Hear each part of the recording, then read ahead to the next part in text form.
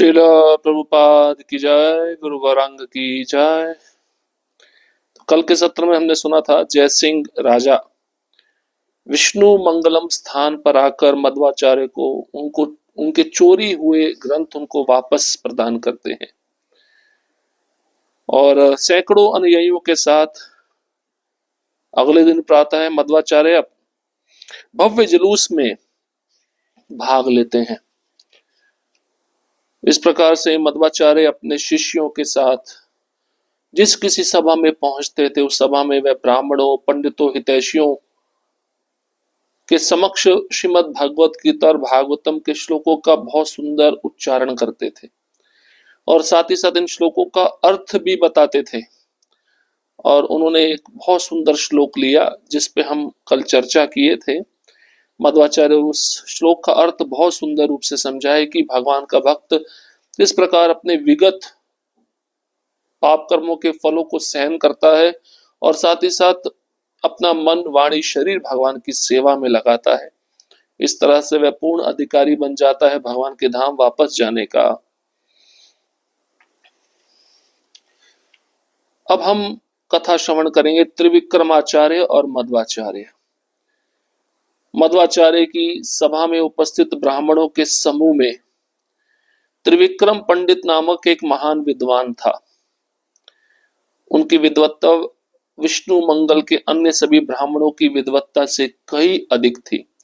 वास्तव में वह संपूर्ण दक्षिण भारत में प्रसिद्ध था। सुब्राह्मण्य पंडित के निवास में एक शिशु के रूप में भी वह अपनी तोतली भाषा में अद्भुत कविताओं की रचना करता था। त्रिविक्रम पंडित को शंकराचार्य की टीका के अनुसार शास्त्र सिखाए गए, परंतु वह निष्कर्षों से कभी वास्तविक रूप से संतुष्ट नहीं हुए। उनके पिता ने भी प्रारंभ से ही उन्हें कहा था कि निर्विशेष ब्रह्म में एकाकार होना जीवन का परम लक्ष्य नहीं है। उन्होंने अपने पुत्रों को समझाया कि ब्रह्म ज्योति भगवान कृष्ण के दिव्य शरीर से निकलता हुआ प्रकाश है, अतः ब्रह्म ज्योति के स्तोत्र की पूजा करना अधिक श्रेयस्कर है। तथापि अपने पिता से इन उपदेशों के बावजूद भी त्रिविक्रम पंडित ने शंकराचार्य की टीकाओं का गुप्त रूप से अध्ययन किया। अब विष्णु मंगलम जो स्थान था जहां पे मध्वाचार्य रह रहे थे, उसी स्थान पर एक त्रिविक्रम पंडित नामक महान विद्वान रहता था और उसकी जो विद्वत्ता थी कई अन्य ब्राह्मणों से अधिक थी और संपूर्ण दक्षिण भारत में प्रसिद्ध था। वह जब छोटा था अद्भुत कविताओं की रचना करता था और त्रिविक्रम पंडित शंकराचार्य की टीका के अनुसार उसको शास्त्र सिखाए गए थे, लेकिन वास्तविक रूप से वह उन सिखाए गए सिद्धांतों से संतुष्ट नहीं था और प्रारंभ में ही उसके पिता ने उसको समझाया था कि निर्विशेष ब्रह्म में एकाकार होना जीवन का परम लक्ष्य नहीं है। ब्रह्म ज्योति जो भगवान कृष्ण के दिव्य शरीर से निकलती है, उस ब्रह्म ज्योति का स्रोत स्वयं भगवान कृष्ण है और उसकी पूजा हमें करनी चाहिए। भगवान कृष्ण की पूजा अर्चना करके हमें उनकी सेवा करनी चाहिए। तो ब्रह्म ज्योति से अधिक श्रेष्ठ है भगवान कृष्ण की पूजा करना। जो ब्रह्म ज्योति का स्रोत है वह भगवान कृष्ण है। तो अपने पिता से इन उपदेशों को सुनकर भी त्रिविक्रम पंडित शंकराचार्य की टीकाओं का गुप्त रूप से अध्ययन करता था। त्रिविक्रम पंडित एक गृहस्थ थे जो पंच यज्ञ करते थे। वैदिक साहित्यों का उच्चारण, अग्नि यज्ञ करना, अतिथियों को भोजन प्रदान करना तथा उन्हें सम्मानित करना, पितरों को आहुतियां अर्पित करना तथा प्रसाद वितरण करना। तो गृहस्थ थे, गृहस्थ का धर्म है पंच यज्ञ करना। तो वैदिक साहित्यों का उच्चारण ये पहला यज्ञ है, अग्नि यज्ञ दूसरा यज्ञ है, तीसरा अतिथि जो घर में आते हैं उसको भोजन देना और चौथा है पितरों को आहुतियां अर्पित करना, पिंडदान, और पांचवा है प्रसाद वितरण करना। ये गृहस्थ को पंच यज्ञ करने चाहिए, लेकिन जो हरे कृष्ण महामंत्र का कीर्तन कर रहा है सदैव जो गृहस्थ, उसको ये पंच यज्ञ करने की भी आवश्यकता नहीं है। लेकिन अवस्था ऐसी होनी चाहिए कि हरिनाम के प्रति पूर्ण निष्ठा, पूर्ण श्रद्धा, पूर्ण समर्पण होना चाहिए, क्योंकि उन्होंने श्रद्धा पूर्वक शंकराचार्य की टीकाओं को पढ़ा था। त्रिविक्रम पंडित मध्वाचार्य के शिष्यों से निरंतर वाद विवाद करते। त्रिविक्रम के अनुज शंकराचार्य ही मध्वाचार्य के पुस्तकालय अध्यक्ष थे।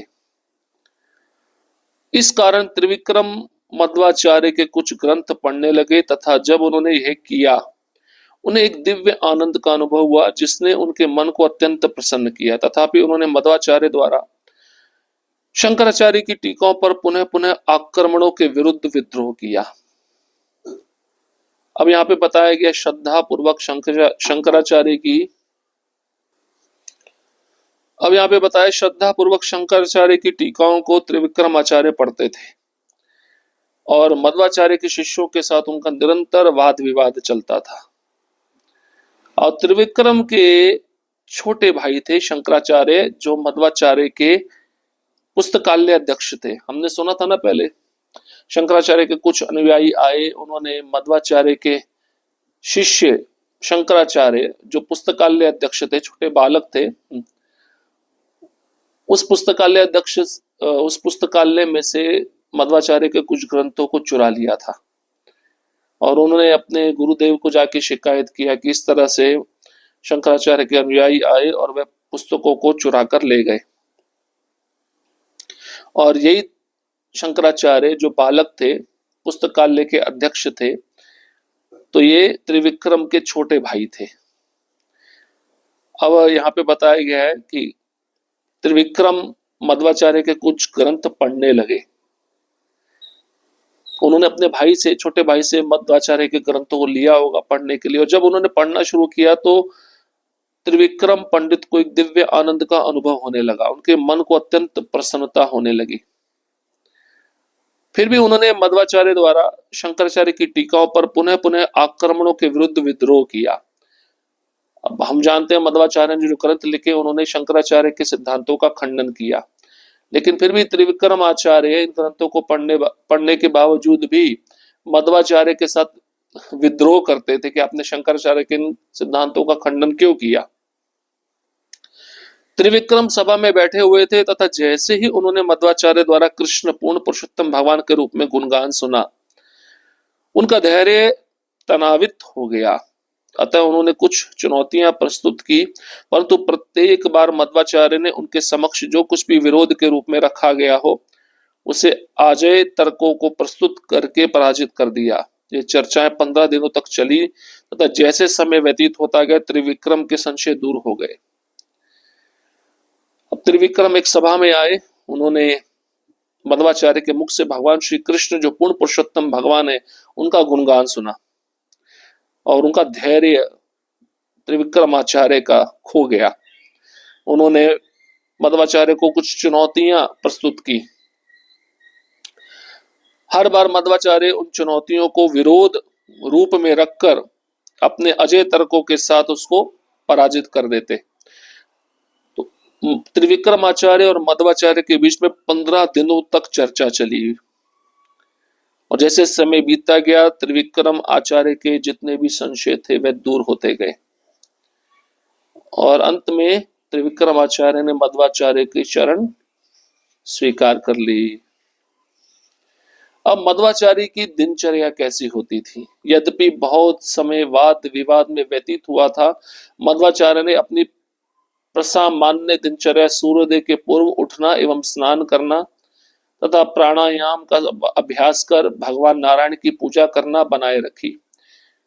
जब उनके कुछ शिष्य रात्रि में देर तक जग कर अगले दिन प्रातः उठने में विफल हो गए, मध्वाचार्य उन्हें ये कहकर डांटते, आप अपने को दिए कर्तव्यों की उपेक्षा क्यों कर रहे हैं?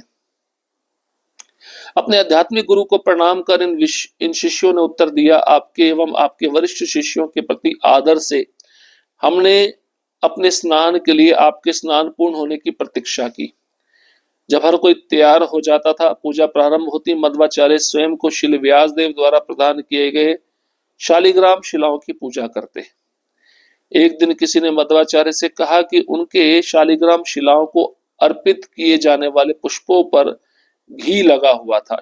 मध्वाचार्य ने उत्तर दिया, कुछ घी नहीं है, यह पुष्प इतने भावोन्मत्त है कि वे इतना अधिक अमृत प्रदान कर रहे हैं कि वह घी प्रतीत होता है। अब बहुत समय तक वाद विवाद चला था त्रिविक्रमाचार्य और मध्वाचार्य के बीच में। फिर भी मध्वाचार्य सुबह उठकर सूर्योदय के पूर्व स्नान करना, प्राणायाम का अभ्यास करना, भगवान नारायण की पूजा करना, इसको बनाए रखा था उन्होंने। अब उनके कुछ शिष्य रात में देर से जगकर अगले दिन प्रातः उठ नहीं पाते थे, तो मध्वाचार्य उन्हें कहकर डांटते थे, तुमको मैंने जो कर्तव्य दिए उसकी तुम उपेक्षा क्यों कर रहे हो। अपने आध्यात्मिक गुरु को प्रणाम करके शिष्य उत्तर देते कि आपके एवं आपके वरिष्ठ शिष्यों के प्रति आदर से हमने स्नान के लिए आपके स्नान पूर्ण होने की प्रतीक्षा की। तो आदर क्या है हमारा, आप स्नान कर लीजिए, आपके वरिष्ठ शिष्य स्नान कर ले, फिर हम करेंगे।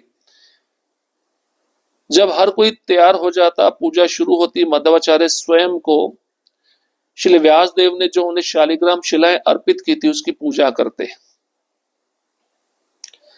अब एक दिन मध्वाचार्य के किसी शिष्य ने शालिग्राम शिलाओं को पुष्प अर्पित किया, और पुष्प अर्पित किया तो उस पर घी लगा हुआ था। मध्वाचार्य को पूछे उनके शिष्य कि ये जो पुष्प है इस पे घी क्यों लगा हुआ है, तो मध्वाचार्य उत्तर दिए, ये पुष्प इतने भाव में आ गए हैं कि ये अधिक अमृत प्रदान कर रहे हैं, और ये अमृत क्या है, घी ही है। सूर्योदय के समय मध्वाचार्य एवं उनके शिष्य सूर्यदेव की पूजा चुनी हुई प्रार्थनाओं के साथ करते। यह उनके संध्या वंदन का भाग था, जिन्हें सूर्योदय, मध्याह्न तथा सूर्यास्त के समय किया जाना था। इसके पश्चात जब मध्वाचार्य मंदिर के कुंड से स्वयं एकत्रित जल से अपनी शालिग्राम शिलाओं का अभिषेक करते, उनके अनुयायी वैदिक मंत्रों का उच्चारण करते। अपनी शालिग्राम शिलाओं का अभिषेक करने के पश्चात मध्वाचार्य 16 वस्तुएं अर्पित करते, जैसे कि सुगंधित पुष्प, तुलसी दल एवं मंजरियां तथा चंदन, तथा इस प्रकार अपनी पूजा समाप्त करते। अब जब सूर्य उदय हो जाता, मध्वाचार्य उनके शिष्य सूर्यदेव की पूजा करते, कुछ चुनी हुई प्रार्थनाओं के साथ। संध्या वंदन का भी यही भाग था। सूर्योदय, मध्याह्न मतलब दोपहर का समय, सूर्यास्त मतलब शाम का समय, इन तीनों समय ये सूर्यदेव की पूजा की जाती थी। और इसके बाद में मध्वाचार्य मंदिर में कुंड था, वहीं से जल निकालते, अपनी शालिग्राम शिलाओं का अभिषेक करते, और अभिषेक करते समय मध्वाचार्य के शिष्य वैदिक मंत्रों का उच्चारण करते। और शालिग्राम शिलाओं को अभिषेक करने के बाद मध्वाचार्य 16 प्रकार की वस्तुएं उन शालिग्राम शिलाओं को अर्पित करते, जैसे सुगंधित फूल, तुलसी दल और मंजरियां, चंदन। इस प्रकार उनकी पूजा समाप्त होती थी। पूजा के पश्चात मध्वाचार्य कुछ मीठा अन्न प्रसाद ग्रहण करते। अपराह्न 2 अथवा 3 बजे उन्हें देखने प्रत्येक दिन अनेक व्यक्ति आते, प्रत्येक व्यक्ति कुछ सेवा करने का इच्छुक होते। मध्वाचार्य ने कठोर नियम बनाया कि जो भी व्यक्ति मंदिर में दर्शन के लिए अथवा उनसे मिलने के लिए आता, उसे निकलने के पूर्व चरणामृत एवं प्रसाद अवश्य ग्रहण करना चाहिए। अपराह्न में उनके शिष्य शास्त्र के श्लोकों का उच्चारण करते तथा मध्वाचार्य अपनी टीका प्रदान करते।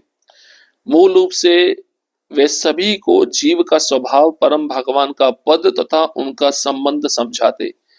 सूर्यास्त हो जाता, परंतु यह मध्वाचार्य को अपनी व्याख्याएं देने से नहीं रोकता। वे विशेषकर कृष्ण के दिव्य रूप के सौंदर्य का वर्णन करने में आनंद लेते। भगवान कृष्ण के श्याम वर्ण की एक उत्कृष्ट मणि की कांति से तुलना की जा सकती थी।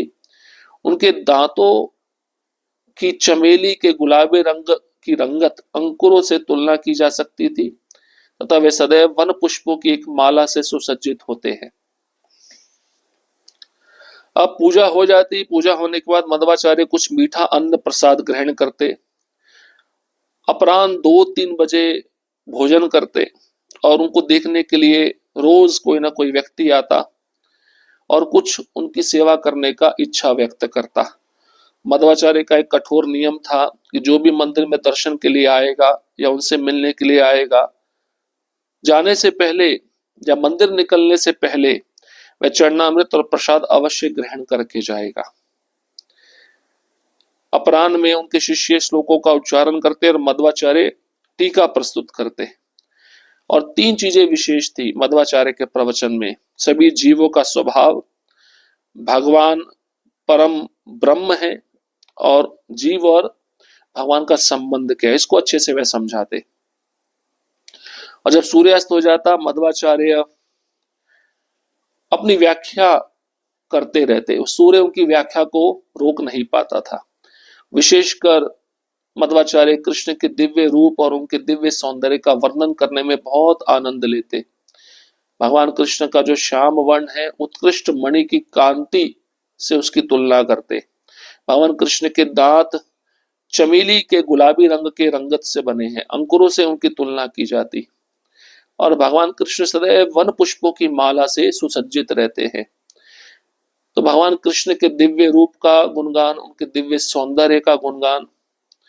तो एक शुद्ध भक्त की दिनचर्या कैसी होती है? सुबह अपने विग्रह की आराधना करना, दोपहर में लोगों को प्रसाद वितरण करना, शाम को शास्त्रों पर टीका करना, लोगों को प्रवचन देना, और विशेषकर भगवान कृष्ण के सुंदर रूप और सुंदर सौंदर्य का ध्यान करते हुए दूसरों को समझाना कि भगवान का कितना सुंदर रूप है, इसी रूप का हमें आश्रय लेना चाहिए। और भी बहुत लंबी दिनचर्या मध्वाचार्य की, जो बची हुई दिनचर्या हम उसको अगले सत्र में श्रवण करेंगे।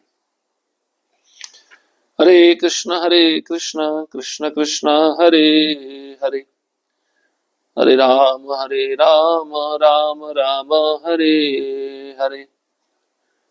श्रील प्रभुपाद की जय, गुरु गौरांग की जय।